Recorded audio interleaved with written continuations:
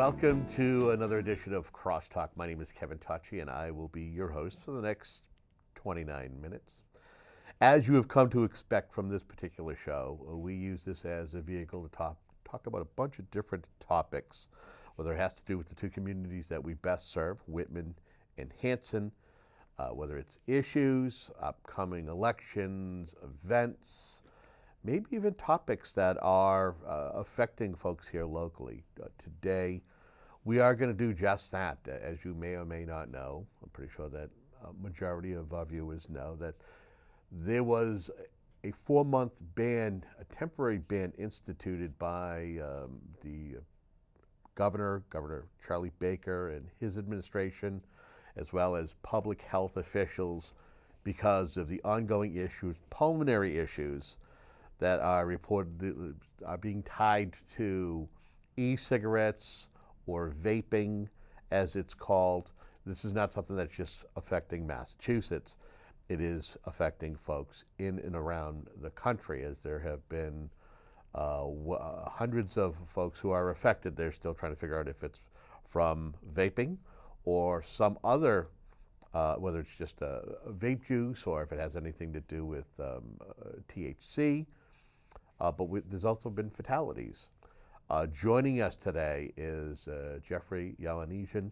Geoffrey, of course, is here to kind of talk us through this, not only as an expert, somebody who understands the vape industry, the vape tobacco industry, but he also is somebody who's in opposition to this sudden ban that was implemented here in Massachusetts, the first state to do so, I might add, while there are two other states, I believe it's New York and Michigan, that actually implemented a ban on flavored substances. Massachusetts has said no to any shops that may sell the product for the next 4 months. Welcome back, because you were here previously to talk a little bit about marijuana, being a proponent of adult recreational marijuana. Welcome back.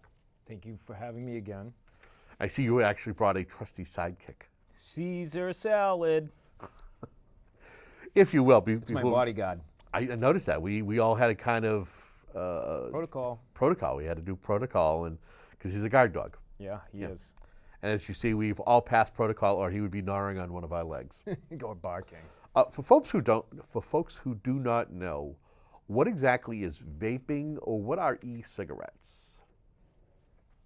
Vaping is, instead of applying actual open flame to tobacco, it could be THC, whatever. Yep. You can vape a lot of things. You can vape just herbs too. But instead of igniting it with an open flame, you heat it up, warm it like in an oven, you know. The best example I have is, the stovetop. You have a flame that will burn, and the oven, you have heat and not open flame. So, okay. Basically, you pull the hot air past whatever you're trying to vape. The hot air adopts the product and then deposits it into your lungs. Is it liquid vapor? Unlike if you smoke a cigarette or a cigar. You can vape dry herb as well. Okay. You can do dry herb, so if you wanted guarana or an herb, put it in a dry herb vape. It warms it in a little oven, and you pull the air through it, and you just get the effects without the combustible product, the tar and carbon dioxide. So vape typically is not considered harmless anymore, but we like to call it reduced harm. Yeah, you're still inhaling stuff into your lungs, but minus the tar and carbon dioxide. You're still getting the nicotine, which is not good for your cardiovascular system. So it's reduced harm, but not harmless.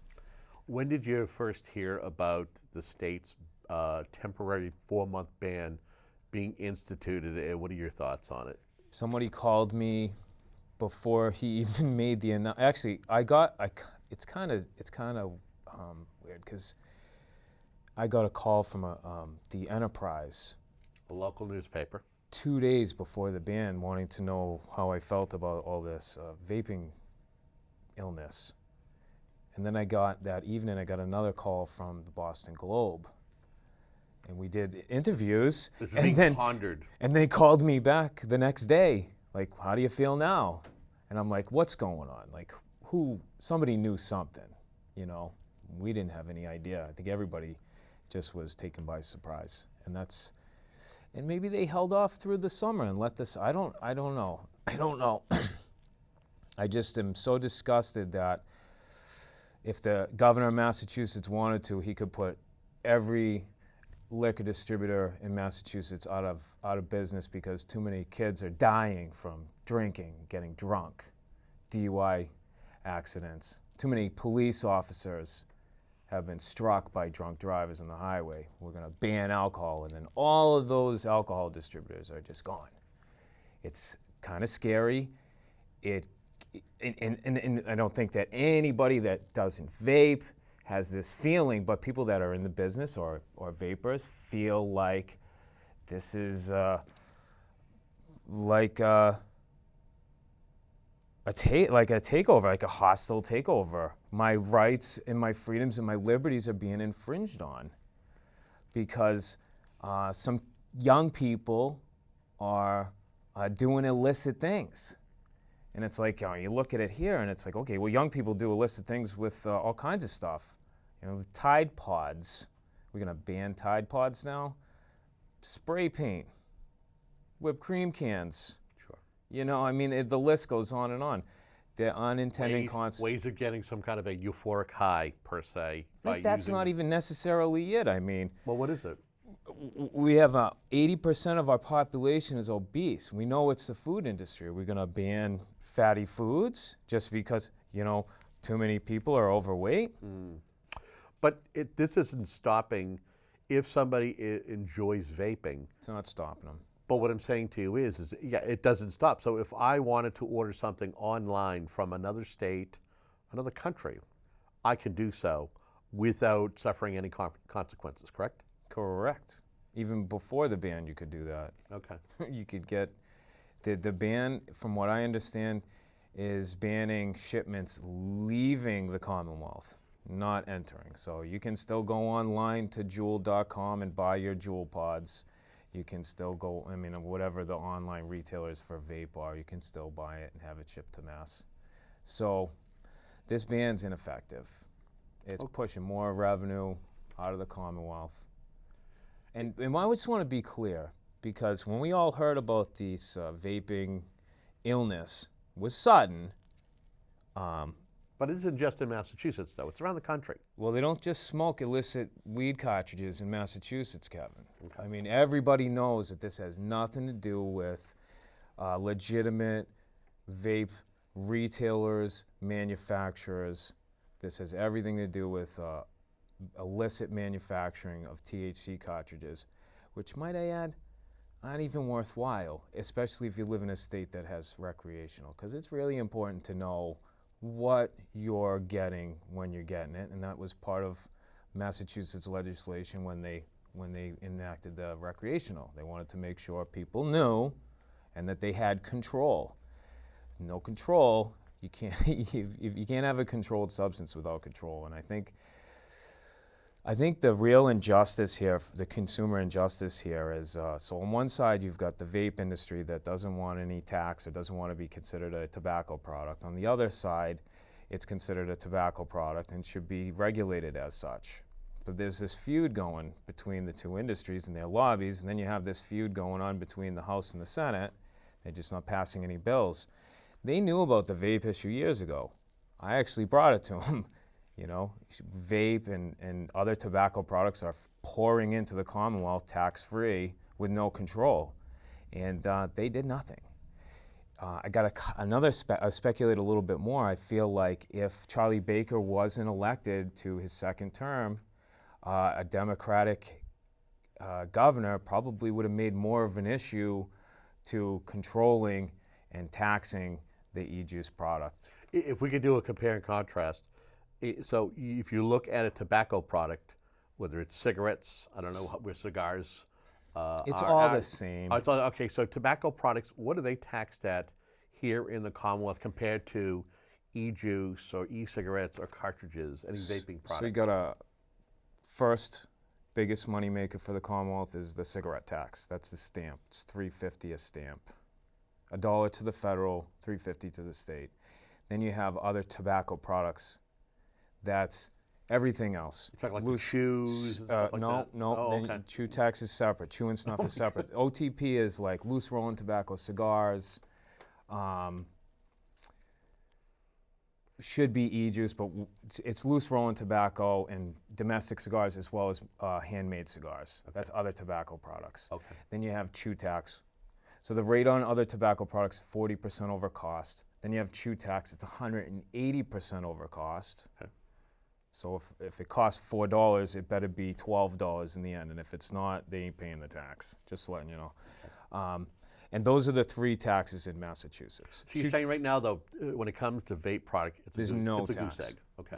They get sales tax, a 6.25% sales tax, which is really. But that can always be better, correct? So what I was alluding to is if Charlie Baker wasn't elected and we had a Democratic governor, it probably would have been made more of an issue to tax the e-juice. If the state was taxing and making money on the e-juice, they would have been less likely to ban. What I see trending in the bans, now just to correct you, Massachusetts was the first state to all out ban. All out, yeah. Rhode Island the next day banned flavors. Washington banned flavors but allowed, I believe, menthol and tobacco flavoring, by the way.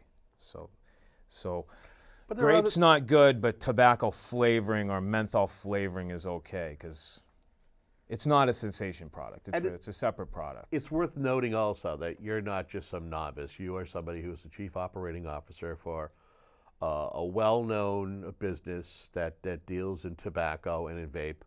What was it like when the ban went into place? Was it something where you had health officials showing up going, hey, One of the henchmen went in behind my counter in Taunton and started taking stuff down off the shelves. I said, that's not your job. I actually called her the next day. I said, you don't come in my store on my property and take my product off of my shelves. I was just doing my job. I said, that's not your job. It doesn't say anywhere in the state's order that you go in and take stuff down. I said, you went around to 100 retailers in Taunton and took it all down yourself? I said, it's amazing how much stuff, like the juice, and it's not just e-juice, it's all the THC stuff too. So any accessories, so like if it was a nail for a water pipe or a atomizer for a vaporizer or a tank, all of that's a charger, all the paraphernalia, all of the accessories. Right. So lucky for us, we're a tobacco store. We've always been a tobacco store. And I can say 100% proof positive that the Commonwealth of Massachusetts is hemorrhaging money in tax revenue because I'm watching my sales of traditional combustible tobacco products decline at an astounding rate. And I was watching the e-juice, e-cig climb at an astounding rate, just as fast. So the other consumer injustice here is that the tobacco tax revenue that the state of Massachusetts gets from tobacco products, and by the way, Martha Coakley classified e-juice as a tobacco product years ago, teed the ball up for them to tax it, and they did nothing, okay? But during Deval Patrick's administration, when we were passing the transportation bill to run the train to Fall River, New Bedford, he cut all of tobacco controls, almost all of tobacco controls funding. So the local boards of health really have minimal money to operate on, let alone money to enforce any of the bylaws in place in their towns, the flavor bans, the pricing bans, the pricing regulations. We never see the town. They don't have the funds. There's how many towns? 300 towns and communities, over 300? 151. Oh, 151, sorry. 351. Yes. Out of the 351 boards of health in the Commonwealth, they get $2.7 million for tobacco control and education. That is an injustice.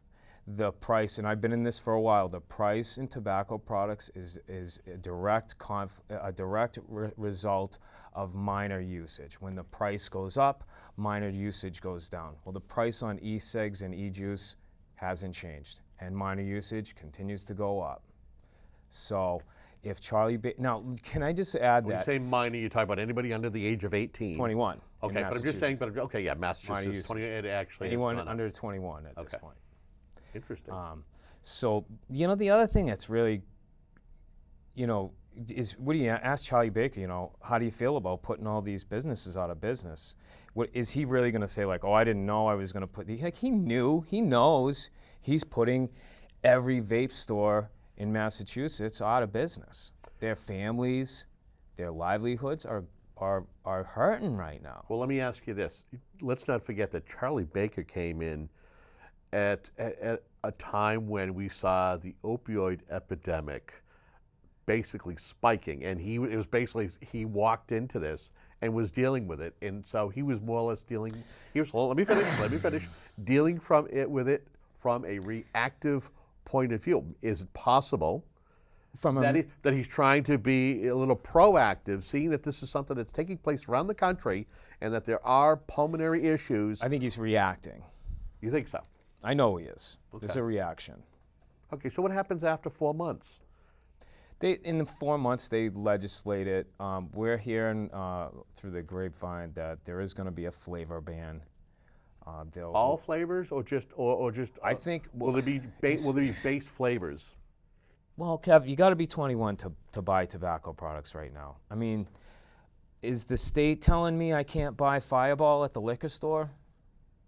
Are they telling me I can't have? Well, if you're 20, yes, but if you're 21, no. I'm an adult, 21. At 21, yeah. Are they telling me I can't have cinnamon flavored whiskey, which is actually schnapps? If anybody was, it's actually Dr. McGillicuddy. Sure. Cinnamon schnapps is Fireball, remarketed and re-released.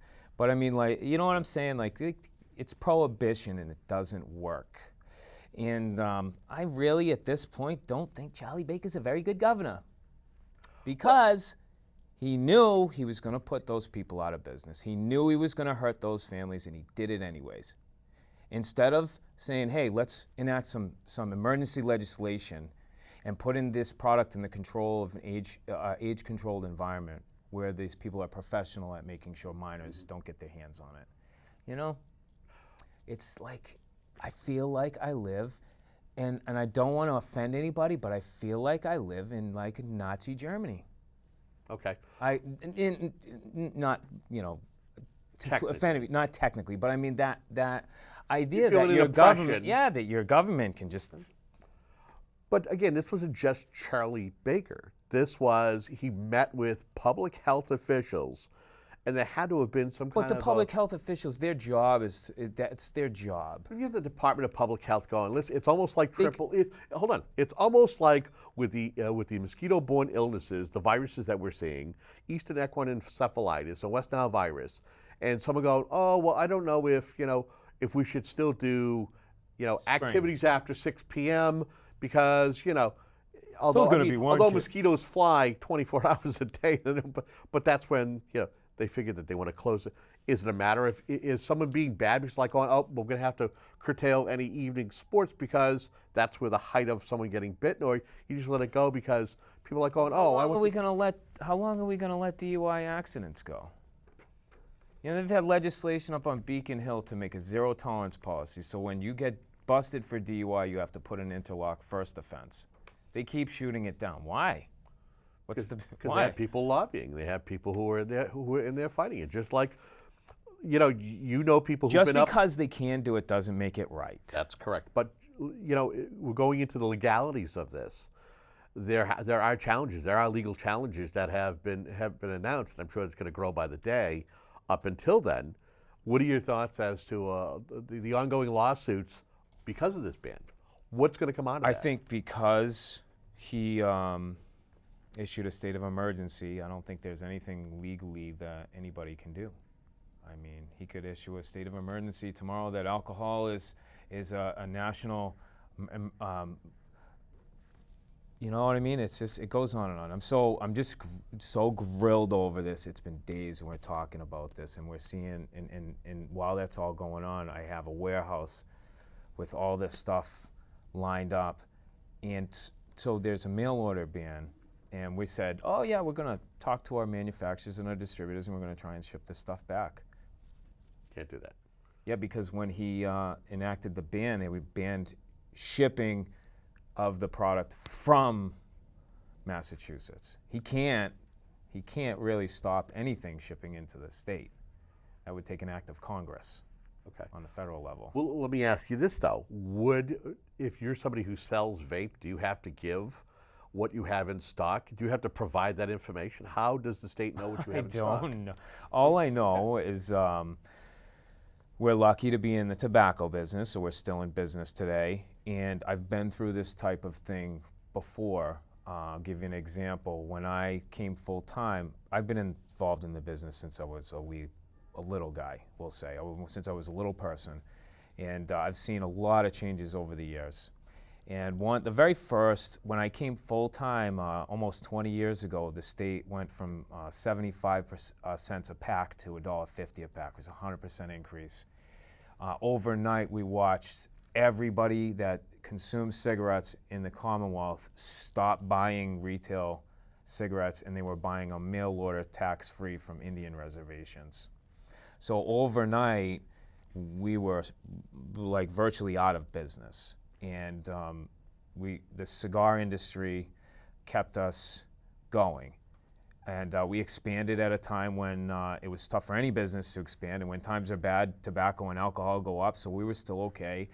Then the federal government finally got involved and banned the shipping companies from shipping cigarettes specifically, not cigars, not just cigarettes.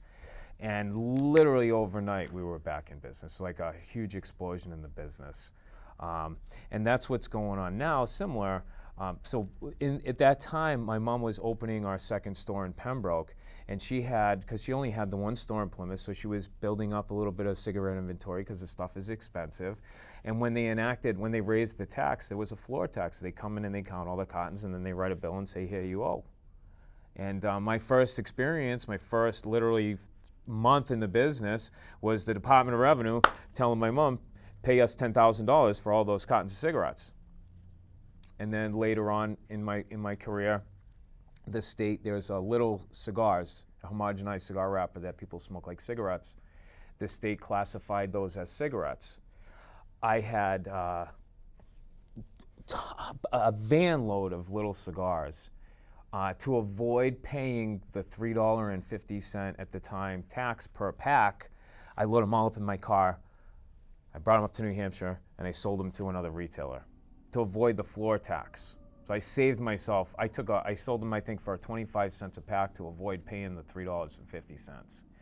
So I'm pretty seasoned at this. And when I found out about the vape ban, I wasn't really, I was not surprised, but I'm really, it just aggravates me because, especially when we're talking about this, it wasn't e-juice or legitimate products. It's illicit, black market vape, THC vape cartridges that they're cutting the oil with, what I understand, and I could be wrong, vitamin E. And when the vitamin E burns, it creates this peroxycyanide that affects your lungs. I don't think inhaling anything into your lungs is good. And we talked about it the other night. If you use something illicitly, you are going to suffer, what was the term that we used? Unintended consequences. Exactly. It's not healthy for you to be breathing anything in other than oxygen. That's what your body was meant to do. Here's the thing I got to ask you. This is kind of the elephant in the room. So we're kind of talking on this level right now.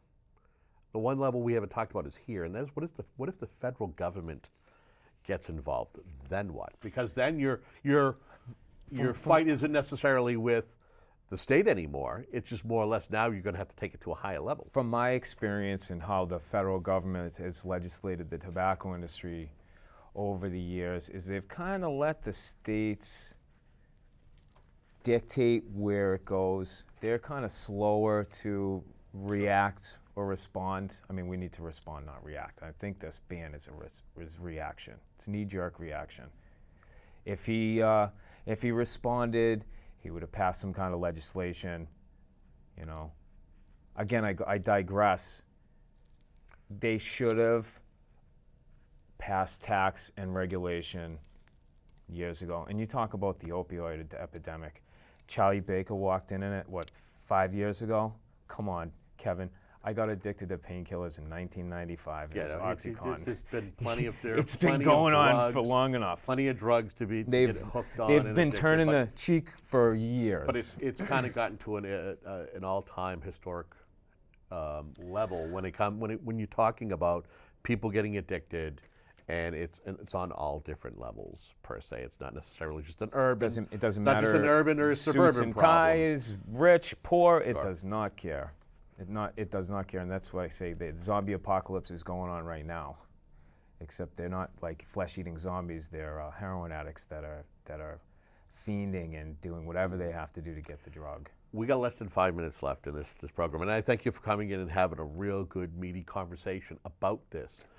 What haven't we talked about? Is there not a stone that we have not turned over, at least touched upon the topic for folks who are watching at home and might be going, hey, you haven't mentioned this, or you haven't talked about this element when it's about vaping or about the vape industry, whether it's regulating it, whether it's taxing it, whether it's again the youth, because Well, again, I want to make it's sure that people all-time high understand. right now. I want to make sure that that the viewers understand why the state of Massachusetts, or Commonwealth, is losing tobacco tax revenue, and it is because vaping, though not harmless, is a lot less harmful. And people are now, in this day and age, with vegan, all the vegetarian. I mean, people are more conscious. I mean, information. You cannot stifle information anymore with the internet. People are going to get the information. They know the truth. So I forgot the point that I was trying to make. I lost it. It happens to me all the time. ADD. You got 2 minutes to find it because I we're getting ready lost to wrap it. up the program. No, that people are using this product to quit traditional combustible cigarettes, and they're successful. And it's that success. I am hearing that. I'm hearing that it's that success that, and I'm speculating that that's the reason that the governor reacted and banned vape stores, was because they're hemorrhaging tax dollars. I mean, You really think that that's the primary reason? I know they're losing money. I know they're losing money because I'm watching it on a business aspect. I see it right in front of me. I honestly see it as it's a health thing, and you're seeing these growing numbers. And if you get a bunch of public health people saying, hope so. "Hey, it's again," if it was a health thing, they would have banned illegal THC vape cartridges. You know what I mean? They would have. You said it's a widespread problem, so it's obviously a major distributor of vape cartridges that is doing this, and hopefully they've stopped using vitamin E. I hope, for everybody's sake, as it's scary. I mean, listen, here's another thing. People buy cocaine every weekend. I'm just saying, they do, Kevin, but they put it up their nose not knowing what it really is. It could have fentanyl in it, they could overdose, they could die, it could be salt, they don't know. Right. It's the same Today's thing. drugs, it's the same thing. illegal drugs Anything you buy, could be anything tainted, illicitly, correct. you just don't know. So don't do it. Just don't do it. You got a dispensary right down here selling excellent vape cartridges. Buy them from them. Right. It's worth it. Oh, it's like those people who either you go to, if you need to do anything, plastic surgery, you should go to a reputable doctor and not go to another country because there's a sale on, raising your eyebrows. And you know why it's a problem with youth usage? It's because they're not old enough to buy the. Well, you've told me that with the vape, it's actually, it lasts longer, correct? Isn't it something that you buy a certain amount of vape juice, it lasts a lot longer than conventional combustible cigarettes. If you're a cigarette smoker, pack-a-day smoker, and you get into the vape, this guy right here, you buy the bottle for $10, you fill this thing, and it lasts weeks. The bottle lasts weeks. It's $10. Not $10 a day, $10 a month. So tell me the state's not hemorrhaging money. Thank you, Kevin. Thank you for coming in. I want to thank you for tuning in for this conversation. Hey, do you have any comments, any thoughts on this? Maybe this could be a show that we do a second or a third show on. info@whca.tv with your thoughts, concerns in regards to vaping, this particular issue. But it's all the time we have. And until next time, have a good day.